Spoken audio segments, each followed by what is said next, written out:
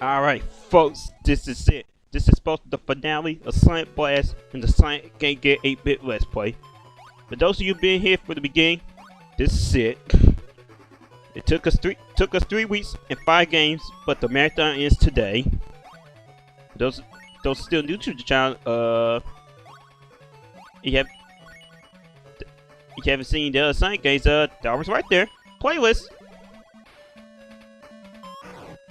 But now we have the last stage of the game. Dip Zone. Some of y'all wonder why I call it Dip Zone. You know, even though the real name is Silver Mountain Zone. I mean Silver Castle Zone. Just wait till the ending. Meanwhile, we got a special stage. I have time for that shit. Dope. And now it's time for the actual. Now it's time for the real level. So if you stay on these contractions right here, they'll at the top of it, they'll start going down. As they start going down, you'll power up one of the teleporters. Once it got all its bars, the teleport will be activated. You can continue on with the rest of the level or to anything that may be of interest. And now I see I'm back at the beginning of the level, so that what I just did right there was entirely pointless. That's the teleport you really want to go. By the way, you don't want to go for the teleport I just went into because that takes you back right there. You know, it's like, fooled you.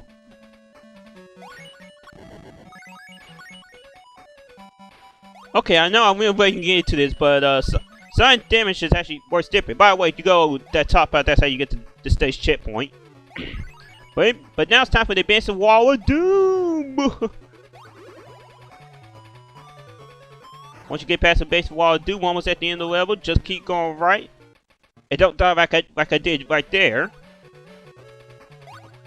To get to the end of the level.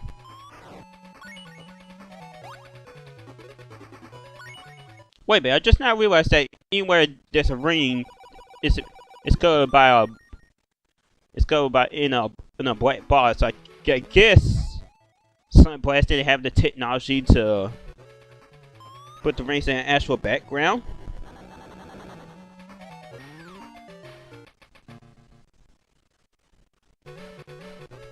Hit 6 I died doing that in one stage.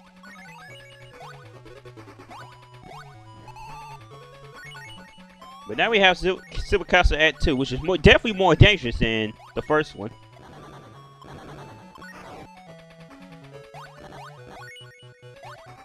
Anyway, if we go for this teleport right here, and then if you follow all the teleports right here, this is how you get to the giant ring. Well, unfortunately, this also when I had to break from recording session because we were not record fuck up, and 2 phone calls later, so I had to. So yeah, I had to break and make a new record session. Which is weird due to the fact I was almost done at the end of the level. But now we have the last bonus stage, which I think is actually more easier than the one from Boomerang. But you know, like I said before, it's similar to Sonic 2. These special stages take memorization. The memorization ain't as bad as say Sonic 2. But at the same time, it's more harder than Sonic 3D Blast special stages.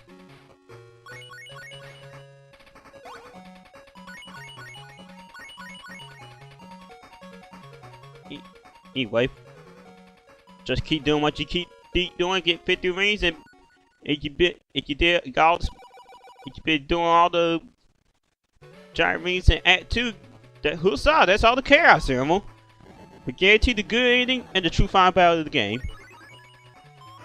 Wait a minute, that's one similar to 3D Blast. You gotta get all the Chaos Emeralds to get to the true final battle.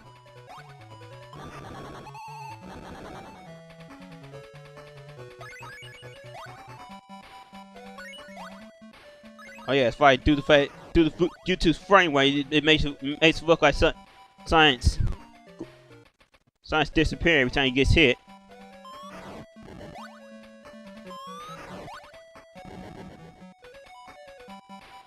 But now we gotta board another advancing wall of doom, which that's more of an easy way to catch up than you think. Actually, you know, one false move, then next thing you know, that thing's right on your ass. These other things right here actually slow Sonic down his tracks.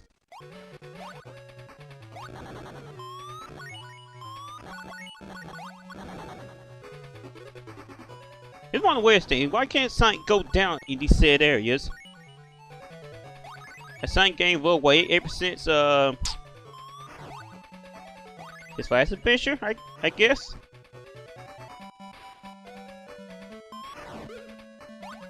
That's one of the worst places to put a checkpoint, by the way. You know, fuck up here, you gotta go for this entire section without no damn rings. But now we have this session where we got this pretty much the only mandatory charge up the power door generator session. And this one right here could go fuck itself because of the damn spikes here almost everywhere. And we have Sonic Blast's god awful controls actually. I'm actually letting the game get into that, but yeah, Sonic Blast can Sonic control like ass. Like for example, Sonic's on the Swiftly side and Fully side when it comes to all his jumping momentum. As you saw with that Vooty Voot twice in Red Volcano. This game is real picky on when Sonic can go fast or not, or go through said area.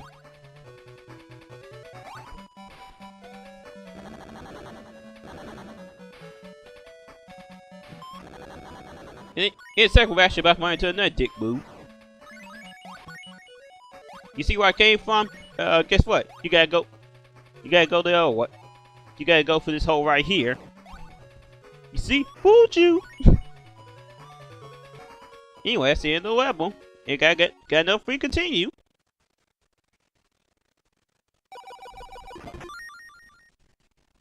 I think this is the only. This is another game that actually don't show how many continues you got. But anyway, you could explore to the right to get to the secret arena area, or you could just go there, teleport I went through right there, get to the boss of the stage.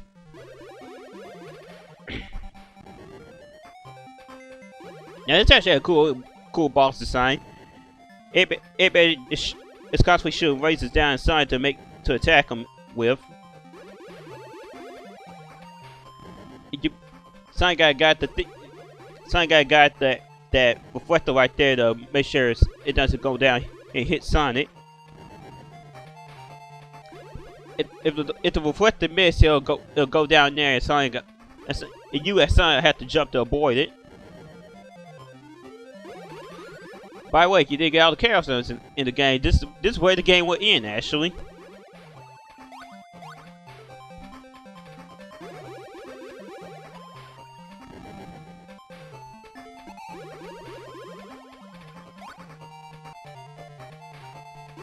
But yeah, if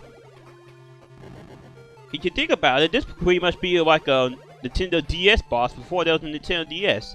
Now watch me Sonic pose as I beat Eggman. And like I said before, this is where the game will end. On the bad end. But since we got all the chaos emerald, there's one more boss we gotta do.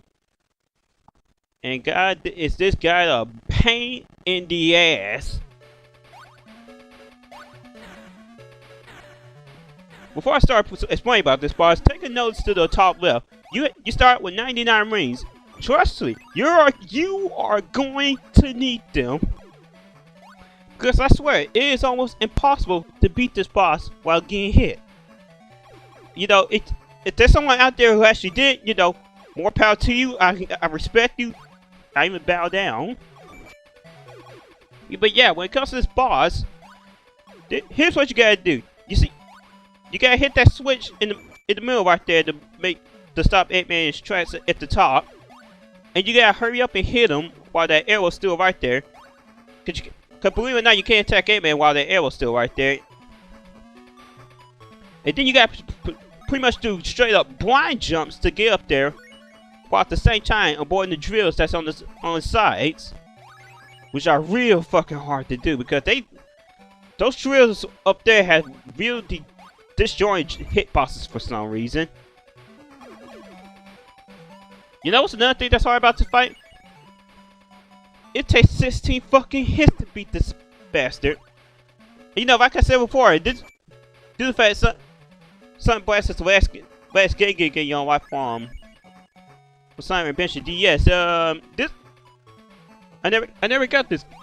I never unlocked this game, but pretty much when Sonic Mega Collection Plus came around, that's how I first played this game. But before I got Sonic Mega Collection Plus, there's another collection game that came out, Sonic Gems Collection. In Sonic Gems Collection, those little final boss. Those little part of the museum where you can unlock the final boss from every Sonic game that was in Sonic Mega Collection Plus and play them right there. Yeah, Game Shark, you can actually stop the timer and you pretty much have the full versions of said game. But yeah, Sonic Gems Collection was actually the first time how I played Sonic Blast, and it gets this fucker. If anything, I give props to this boss because this is actually one of the this is actually the hardest thing about the entire game. And you know, seeing how much of a disappointment Sonic Blast is to me, if we seen that this is the last game of Sonic Game Gear history, at least we get a proper final boss. It's hard, and then at the same time, it could see some kind of bullshit with blind jumps.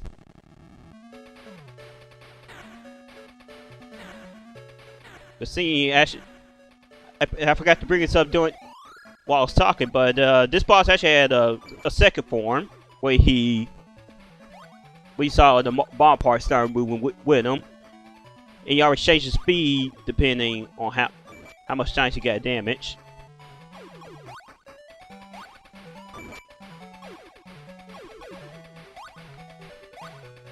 Yeah, alright. Seeing that Sonic Blast's career lasts for like a good 1 minute, I